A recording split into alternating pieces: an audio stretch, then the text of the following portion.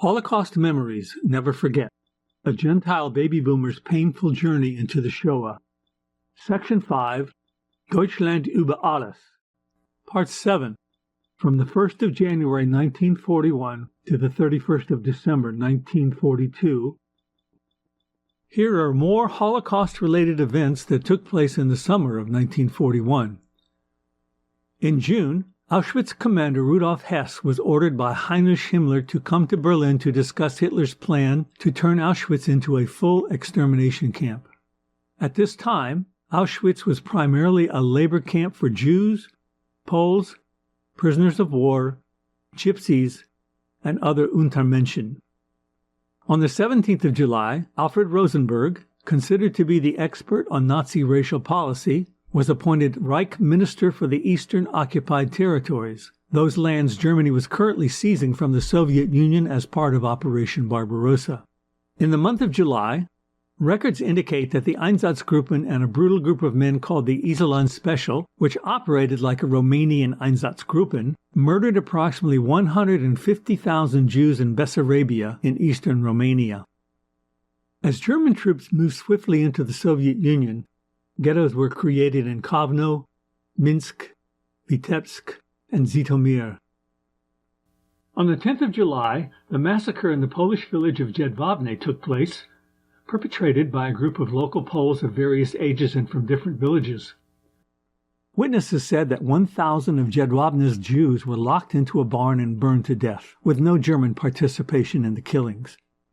In her book The Crime and the Silence, Polish journalist Anna Bekant has interviews with locals living in Jedwabne and from other local villages who were alive at that time, including some who actually participated in the massacre, along with numerous comments from the Polish prosecutor investigating the event.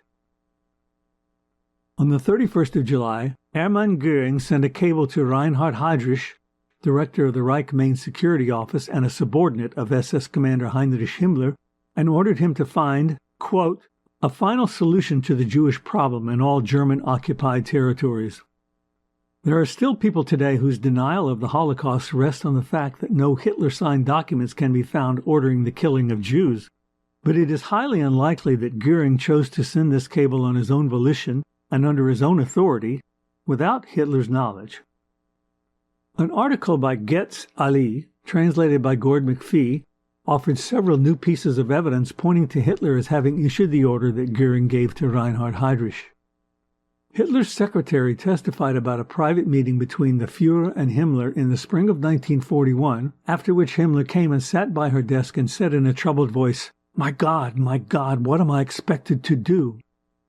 During the summer of 1941, both Rudolf Hess, commander of Auschwitz, and Adolf Eichmann, head of RSHA's Jewish Affairs, spoke of having been told about a so-called Hitler order regarding the annihilation of the Jews. Propaganda Minister Joseph Goebbels wrote down several important things in his personal diary on the 12th of December regarding the final solution to the Jewish question. A. He wrote down that, in regards to the fate of the Jews, Hitler said that they should make a, quote, clean sweep of them. B. He wrote about Hitler's prophetic statement to the Jews in a recent speech in which he said, quote, if they again bring war on the world, they will live to see their annihilation in it. And C. Finally, Goebbels refers to Hitler's use of the word annihilation, pointing out that it wasn't used as a simple catchword, but had a very specific meaning. That is, the war is here, Goebbels wrote, and the annihilation of the Jews must be the necessary consequence. The fourth piece of evidence offered by Getz Ali originated from a handwritten note that was found after the war in which Heinrich Himmler refers to a meeting he had with Hitler on the 18th of December 1941 at Wolfschanze, Hitler's headquarters. Referring to Judenfrage, a Jew-free Germany, Hitler's response was that Jews were to meet the same fate as anti-Nazi partisans who were executed within minutes of being arrested.